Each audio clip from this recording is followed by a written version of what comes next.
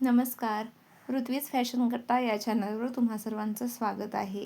तर आज आपण बघणार आहोत कटोरी ब्लाऊज पेपर कटिंग. तर यामध्ये पेपरवरती कटिंग दाखवलेली आहे. 34 साईजचा ब्लाऊज आहे आणि 34 साईजचा ब्लाऊज घेताना पूर्ण उंची आहे 14.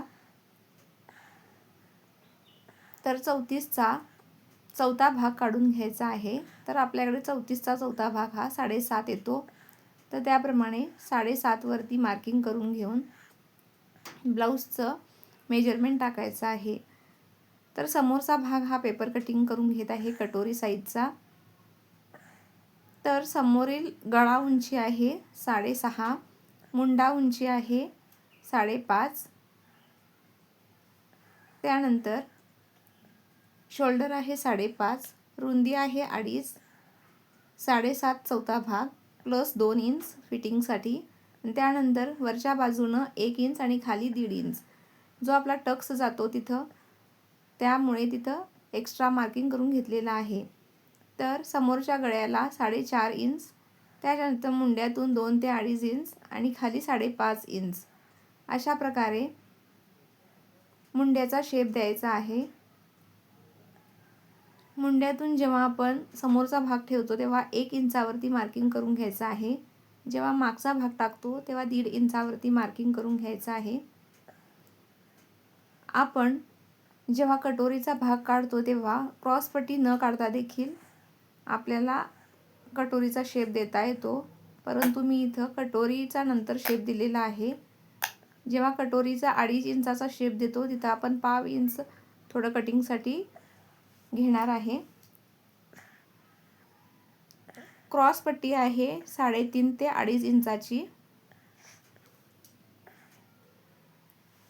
पेपर कटिंग असो किंवा कापड कटिंग बाहेरच्याच बाजूनं कटिंग करून घ्यायचं आहे. आणि कटोरी नेहमी पहिल्यांदी पेपरवरतीच कटिंग करून घ्यायची. डायरेक्ट ब्लाऊजवरती किंवा कापडावरती कटोरीचा शेप न देता आपण पहिल्यांदी पेपर कटिंग करूनच नंतर ब्लाऊज पीस कटिंग करून घ्यायचं आहे. कटोरी ही कधीही एका सरळ रेषेत येत नाही, तर क्रॉस कापडावरतीच काढावी लागते. त्याच्यामुळे पहिल्यांदा तुम्ही पेपर कटिंगच करून घ्या. अशा प्रकारे समोरचा भाग आणि समोरचा गळा कटिंग करून झालेला आहे. कटोरीचा शेप देखील आलेला आहे. दोन्ही शेप मी काढून घेतलेत कटोरीचे. तर कटोरीचा टक्स हा येतो तो 2 ते 2.5 इंचावरती येतो. बाजूला मार्किंग 1-1 इंचाचं येतं. अशा पद्धतीनं कटोरीचे 2 भाग काढून झालेले आहेत. मागचा भाग देखील पेपर कटिंग करून घेतलेला आहे. मागे शोल्डर आहे 5.5 इंच, मुंडा आहे 5.5 इंच आणि चौथा भाग 7.5. मागचा गळा उंची आहे 9.5. अशा पद्धतीने मागचा भाग देखील पेपर कटिंगवरती काढून टाकलेला आहे. तर जो कापड आहे तो अस्तर आहे, त्याच्यामुळे अस्तरवरती मी मागचा भाग काढून घेते.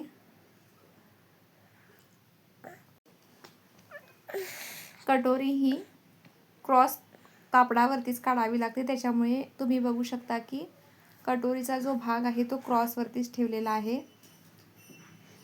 कटोरीचा शेप देताना काठोकाठ अगदी पेपरवर कापडवरती न देता थोडा आजूबाजूला अंतर ठेवूनच द्यायचं आहे.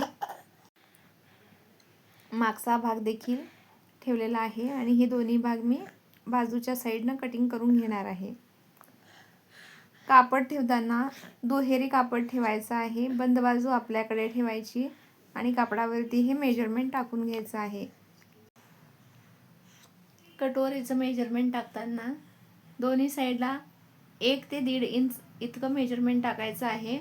जर 36 साईजचा ब्लाऊज असेल तर 1.5 इंच घ्यायचं. 36च्या आतले जे ब्लाऊज असतील त्याला 1.25 इंच आणि 30, 32, 28 ह्या साईजनं जर असेल तर 1 इंच ह्याच्यावरती मेजरमेंट घ्यायचं आहे. आणि दोन्ही साईडनं सेंटर पकडून मध्ये टक्स घालून घ्यायचं आहे. तिथं मी मार्किंग केलेलं आहे, बघू शकता. खाली 1.5 इंच घेऊन खाली मार्किंग करून घ्यायचं. क्रॉसवरती लाईन ओढून घ्यायची आणि तिथे जॉईंट करून ठेवायचं. खाली 1-1 इंच वाढवून घ्यायचा आणि वरती पाव इंच अशा प्रकारे दोन्ही टोकं जोडून घ्यायची आणि कटिंग करून घ्यायचं आहे. तर अशा पद्धतीनं बाहेरच्या बाजूनं कटिंग झालेलं आहे. कटोरी नेहमी क्रॉसवरतीच ठेवायची आहे. सरळ रेषेत जसा मागचा भाग टाकलेला आहे त्याप्रमाणे न टाकता क्रॉस कापडवरती टाकून घ्यायची, जेणेकरून कटोरीचा शेप अगदी व्यवस्थित बसतो. आता हा जो आहे कटोरीचा भाग काढून घेते. तुम्ही बघू शकता हा कटोरीचा भाग व्यवस्थित असा बसलेला आहे. जो पहिल्यांदा घातलेला होता तो अगदी सरळ रेषेत आणि आजूबाजूला अजिबात कापड शिल्लक राहत नव्हता. त्याच्यामुळे मी बाजूला कटोरीचा शेप काढून घेतला, जेणेकरून 1 ते 1.5 इंच बाजूला कापड हवं, जेणेकरून कटोरीचा माप बसू शकतो आणि त्याला व्यवस्थित असा शेप येतो.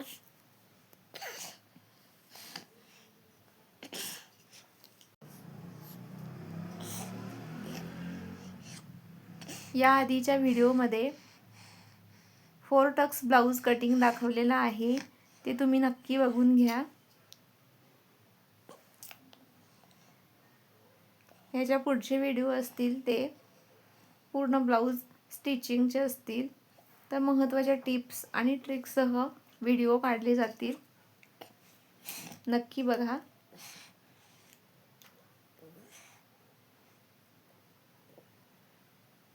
तर कटोरीचा एक शेप देऊ.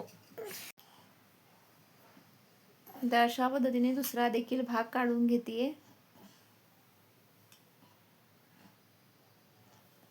हा झाला अस्तर कटिंग.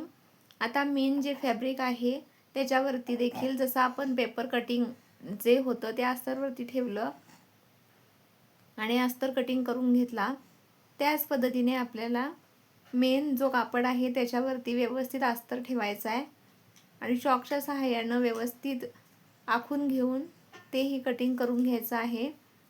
ब्लाऊज शिवतानाचे जे जे भाग वेगवेगळे काढले जातात ते इथं काढून घेते.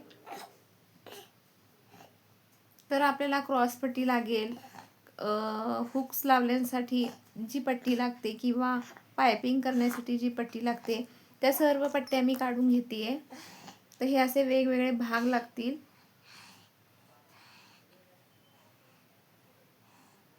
जे मेन फॅब्रिक आहे त्याच्यावरती तो मॅचिंग अस्तर होता तो मी कटिंग करून घेतलेला आहे.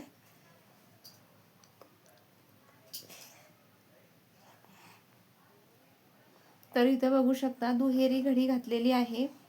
आपल्याला समजत नाही की कशा पद्धतीनं आपण ह्याच्यावरती तो अस्तर ठेवून ब्लाऊज पीस व्यवस्थित बसवायचा आहे. तर अशा पद्धतीनं जिथं ॲडजस्ट होईल तिथं व्यवस्थित अशी घडी घालून आपल्याला सगळे पार्ट ह्याच्यावरती ठेवून घ्यायचे आहेत आणि चॉकच्या सहाय्यानं व्यवस्थित मार्किंग करून घ्यायचं आहे.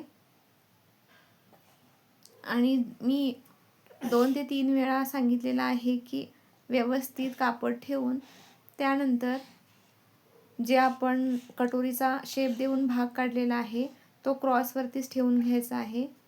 तर अशा पद्धतीनं कापडाची उंची कमी असल्यामुळे खूप ॲडजस्ट करावी लागते कापडावरती. अशा पद्धतीनं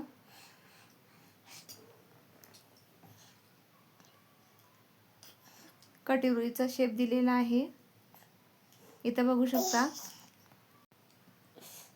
तर दोन्ही भाग व्यवस्थित ॲडजस्ट झालेत. फक्त ह्या ब्लाऊज पीसवरती लॉंग साईजचे स्लीव्ज बसणार नाहीत, त्यामुळे इथं हाफ स्लीव्स ठेवावे लागतील. आणि मी इथं मेगा कटिंग करून घेणार आहे. तर मेगा बाही कटिंग कसं करायचं हे नेक्स्ट व्हिडिओमध्ये मी टाकणार आहे. तर तुम्ही बघू शकता अशा पद्धतीने हे जोडून घ्यायचं आहे. स्टिचिंगचा व्हिडिओ लवकरच येईल. तर कसं वाटलं कटिंग आणि कसं वाटलं मेजरमेंट नक्की सांगा.